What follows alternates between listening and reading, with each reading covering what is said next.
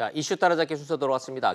김수민 시사평론가와 함께 자세한 내용 나눠보도록 하겠습니다. 어서 오세요. 네, 안녕하세요. 반갑습니다. 네, 일본이 경제 침략을 시작했습니다. 문재인 대통령이 원고에 없는 발언을 하셨어요. 이순신 장군이 배 12척으로 일본을 물리친 것처럼 우리도 국민들이 합심해서 현재 일본의 공격을 잘 대응합시다. 이렇게 얘기를 했어요. 네. 그랬더니 자유한국당의 정미경 최고위원이 말한 게 여기서부터 인용하지 않을게요. 예, 인용하지 않을게요. 이제 국민 여러분들이 다 아시는 거니까. 네. 자, 요거 막말입니까 아닙니까? 이거는 막말 정도가 아니라 막생각입니다. 막말이 아니라 생각이 막됐다. 지금 쏟아지고 있는 비판 중에서 그렇게 생각이 들더라도 그런 자리에서 얘기할 수 있는 말이냐라는 비판이 많은데요. 저는 네. 저렇게 생각하는 것 자체를 이해할 수가 없습니다. 이야. 어떻게 거기에 세월호가 그것도 이제 침몰했던 수많은 사람들이 죽어갔던 그 배를 그 배가 가라앉은 것인데 그 배를 한 척 가지고 문재인 대통령이 이겼다. 오히려 거꾸로 얘기해서 지금 자유한국당이 스스로 알고 있을지도 모르는 것은 그 한 척의 배, 네. 그 배에 대해서 잘못했기 때문에 박근혜 정권이 망했다라는 것을 어쩌면 본인 스스로 잘 알고 있을지도 모른다는 생각을 했습니다. 네. 그런데 한국당이 뭐 이거 가지고 언론중재위를 간다는 얘기는 또 무슨 얘기예요? 이게 지금 뭐 자신들이 한 얘기가 이런 뭐 댓글을 소개를 한 것이다라고 예. 일단은 그렇게 좀 둘러대고 있는 그런 또 모양인 것이고, 그리고 이제 막말에 해당하지 않는다라는 그러니까 뭐 그냥 인용을 했다라는 뭐 그런 좀 논리 뒤에 숨어가는 것이죠. 그러면서 이에 대해서 보도한 건들에 대해서 반론 보도를 신청할 계획이다. 라고 하는 것인데, 그러니까 내가 말한 게 아니라 댓글에 이런 게 있다라고 소개를 했기 때문에 비하의 의도가 없는 거기 때문에 네. 법적으로 빠져나갈 수 있다. 이런 그것을 뜻이에요? 이제 뭐 막말이라고 자신들은 프레이밍 당했다라고 보는 것이죠. 근데 그러면서도 뭐 다른 어떤 청구를 하는 것이 아니라 반론 보도를 하겠다. 반론 보도를 청구를 예. 하겠다. 그렇다면 예. 이제 본인들이 그나마 뭐 반론할 기회라도 달라. 뭐 그런 뜻으로 비춰질 수가 있겠죠. 예, 예. 아니 근데 일본의 경제 침략하고 세월호하고 무슨 상관이 있죠? 그게 이제 뭐 연상 작용을 함부로 하다가 나온 말이 아닌가 싶은데요. 예. 그러니까 문재인 대통령이 배 이야기를 끌어와서 비유를 하니까 거기에 또 배를 끄집어내서 본인들 또 비유를 한 것입니다. 이게 근데 이제 어떻게 뭐, 보면 예. 자유한국당이 해야 될 역할이 뭐냐면 문재인 대통령이 이제 경제 침략이라든지 이런 비유를 쓴 것이 지나치게 현실을 이분법적으로 한국 대 일본의 구도로 볼 수 있게 하는 위험이 있거든요. 예. 그렇다면 그 시각이 갖고 있는 한계라든지 단점이라든지 이런 것들을 지적을 하는 것이 제1야당의 도리가 아닌가 싶은데, 그 프레임이 어떻게 보면 문재인 대통령이 미처 다 구축하지 못한 그 프레임에 얹혀서 간 것이 아닌가, 한술 더 뜬 것이 아닌가, 이렇게 또 보여집니다. 그러니까 외교적으로도 현명하지 못합니다. 예, 황교안 대표한테 그 발언 어떻게 생각하십니까? 이렇게 물었더니 그 말 그대로 이해해달라 이렇게 이게 대답을 했는데 그건 뭔 뜻으로 해석되고 있어요? 이거는 빠져나가겠다는 것 밖으로는 보이지 않습니다. 아하. 지금 이제 이 발언에 대해서 당 내를 나무랄 수도 없고, 그렇다고 해서 적극적으로 또 그 막말 의원들을 대변해가지고 당 외에 맞설 수도 없으니까 그냥 있는 그대로 받아들여 주시고 넘어가달라. 그러게요. 이 이상의 의미가 있는지 과연 그러게요. 궁금합니다. 야, 참 이제 이게 막 일본 문제가 터지니까 이제는 막 거의 임진왜란에 뭐 이제 선조 얘기까지 나오고 이제 별 얘기가 다 나옵니다. 어찌 됐든 지금 현재 한일 간의 갈등의 이를 풀 어떤 해법은 아닌 것 같기는 한데 오히려 임진왜란을 전후해서 조정에서 벌어졌던 그 극심한 분열상, 그것이 떠오를 뿐이죠. 그렇죠. 네. 예, 임진왜란이 1592년이니까 지금으로부터 몇 년 전 얘기예요? 400년 전입니까? 500년 전입니까? 야, 근데 그대로 그냥 재현되고 있다라는 생각. 네. 아이고 안타깝습니다. 좋습니다. 자, 어찌 됐든 이런 이 국가적 위기 상황에서 황교안 대표가 어제 또 그래도 저 전향적인 제안을 하기는 했어요. 네, 이것은 전향적인 것은 맞다고 봐야 될 것 같습니다. 어떻게 저 해석들 하세요? 계속해서 이제 예전에는 대통령과 회담에 대해서 1대1 회담을 해야 된다. 그러니까 오자 회동을 하더라도 그 다음에 1대1 회담을 해야 된다라고 굉장히 그 수를 굳혀놓고 고집을 하고 있었는데, 뭐 1+5냐 5+1이냐 나는 네. 그런 거 싫다. 무조건 1+1로 하자. 그렇습니다. 그랬는데 그러니까 그때는 어쩌면 문재인 대통령과 단 둘이 화면에 잡히는 그런 그림을 좀 바랐던 것 같고요. 예. 근데 지금은 그것을 고집하면서 계속 버틸 때가 아니다라고 판단을 하고 일단은 정부와 함께 만나는 모습 자체, 그 자체에 좀 의미를 부여하는 것 같습니다. 그럼 평론가 입장에서 황교안 대표의 저 제안에 대해서는 어떤 평가를 내리세요? 일단은 그래도 당 대표답다라는 생각은 합니다. 저것이 그럼 옳든 잘한 그르든 간에. 결정이라고 보시는군요. 그러니까 황교안 대표가 어리석지는 않구나라는 생각을 이번에는 하는데요. 사실은 네. 이제 이게 맥락이 있는 것이 그동안에 자유한국당 지지율이 예전에 좀 오르는 것 같다가 네. 다시 내려가고 정체되는 네. 이제 그 시간을 겪어왔고요. 그리고 자유한국당 내분이 최근에 굉장히 심각해졌습니다. 예결위원장이라든지 맞아요. 뭐 예. 상임위원장 교대 문제라든지 놓고, 예. 이것 이게 때문에 뭐 하는 짓이냐라는 국민적 질타가 커졌죠. 네, 당 예. 내에서도 그것을 제대로 조정하지 못하는 모습을 보였고요. 그리고 패스트트랙 방해 관련해서 경찰 수사가 들이닥쳐와 있고 네. 지금 의원들은 마냥 그냥 출두하지 않겠다 이렇게 버티고만 있는 상황인데 당내 위기를 돌파하는 그 수를 황교안 대표가 사실 리더십이 아직도 약하기 때문에 네. 그것을 자신이 먼저 선도하지를 못했었습니다. 근데 한일 외교 분쟁을 기점으로 해서 좀 뱃머리를 틀겠다라고 판단을 한 것으로 보입니다. 황교안 대표 입장에서는 그러면 잘한 평가라고들 당내에서 나오고 있는 모양이죠. 당내에서도 여러 가지 불만이 있을 수도 있겠죠. 한편 네. 또 강경파들이 있을 수 있으니까. 근데 지금 워낙에 상황이 엄중하기 때문에 자연스럽게 리더에게 힘이 모이는 추세인 거고 황교안 대표의 이런 결정에 대해서 당내에서 그렇게 강하게 반발할 수는 없을 것이다라고 내다봅니다. 청와대 반응은요. 청와대에서도 굉장히 흔쾌하게 또 반응을 해주는 것이 맞는 거죠. 또 네. 다른 어떤 구실이라든지 거리를 만들어가지고 결국에 회동이 성사되지 못하는 그림보다는 대통령으로서 당연히 외교를 하는 입장에서 자신의 당, 그러니까 자신의 국가 안에 있는 그 당들부터 먼저 추스르는 게 맞다라고 청와대는 자연스럽게 판단을 할 수밖에 그럼 없습니다. 18일 날 만난다는 거네요. 네, 일정이 그렇습니다. 잡힌 거군요. 네.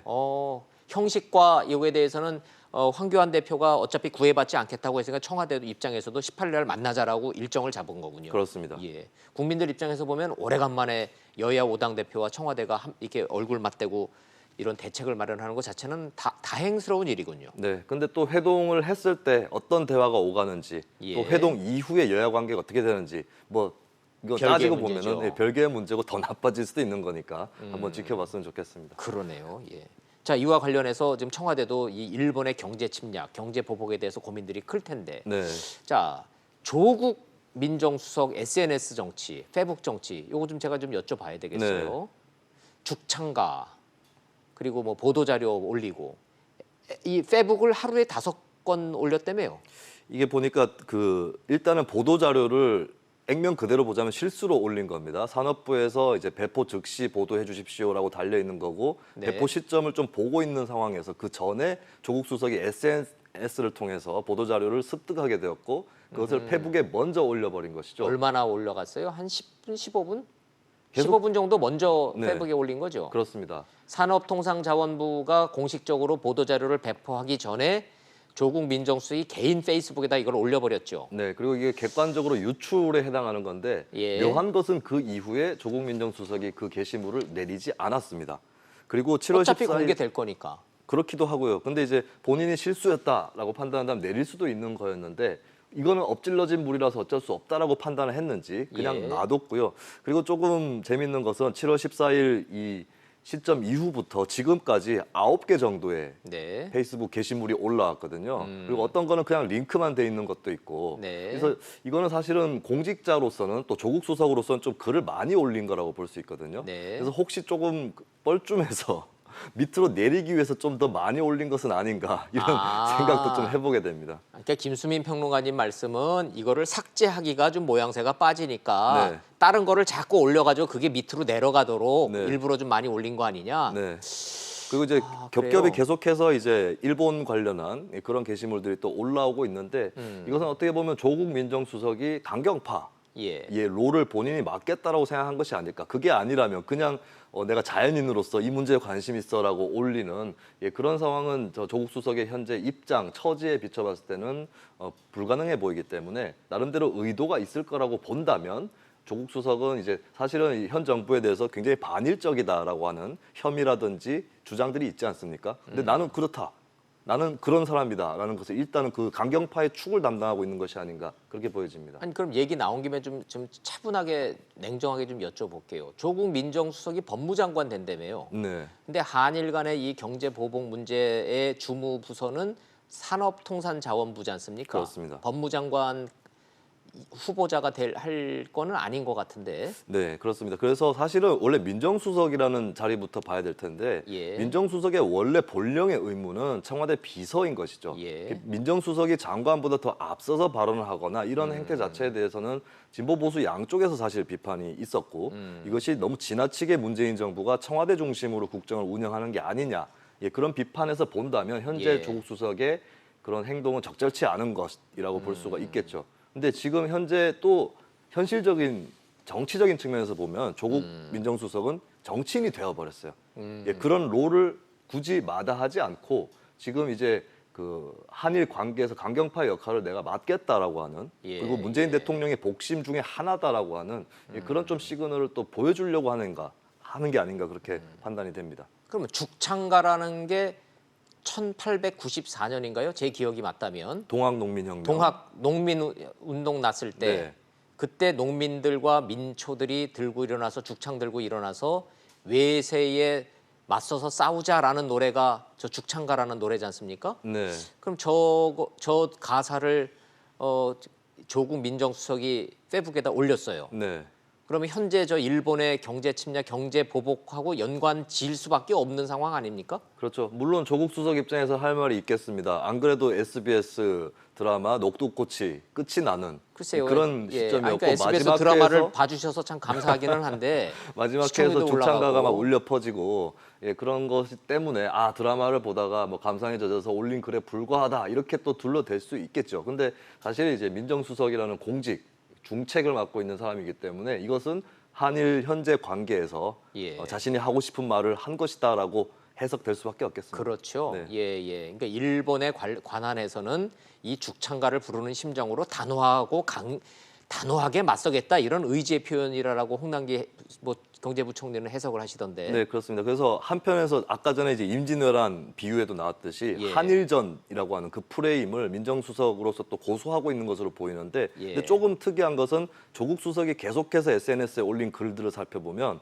문재인 대통령이 했던 발언에 예. 대해서 이 발언 한 문장 한 문장이 중요하다라는 언급이 있거든요. 네. 사실 그 발언 내용을 보면은 그냥 세상이 한일전으로만 되어 있는 것은 아니다. 맞물려 있다라고 하는 문재인 대통령의 언급이 또 나옵니다. 그다음 우리가 예측해 볼 수 있는 것은 조국 수석이 강경파의 역할을 맡아서 튀어나왔는데 네. 또 다른 누군가가 온건파의 역할을 맡아서 튀어나올 수 있다라는 것이고 이미 이제 국회의원은 아니지만 김성곤 민주당 강남갑 위원장이 네. 일본에서 제안했던 제3국 중재위로 강제히 징용 문제를 가져가자라는 또 주장을 했어요. 예. 그렇기 때문에 앞으로 강경파, 온건파가 거듭 반복해서 튀어나오는 이런 상황이 충분히 또 그렇군요. 예상 가능합니다. 아하. 그러니까 조국 민정수석은 강경파 역할을 자처하고 나선 거고 또 이 정부 여당에서는 또 온건파의 목소리도 있을 거고 이렇게 해석을 해야 된다.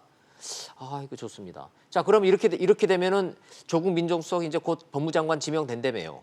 네, 그렇게 될 것이 그럼 뭐 유력하죠. 누구는 뭐 해임될 거고 누구는 유임될 거라고 정치권에 말이 많던데 지금. 예, 그렇습니다. 특히 이제 윤석열 후보자는 검찰총장 임명이 당연히 강행. 오늘 네. 이제 임명하겠죠. 그렇습니다. 임명 강행하는 거예요. 그럼 근데 검찰총장은 되는 거예요. 네. 예. 근데 지금 가장 위험해 보이는 것은 역시 정경두 국방부 장관입니다. 아, 국방장관은 위험해요. 네, 지금 자유한국당하고 바른미래당이 일단 해임 건의안을 내는 것으로 입장을 정리를 그래요? 했는데요.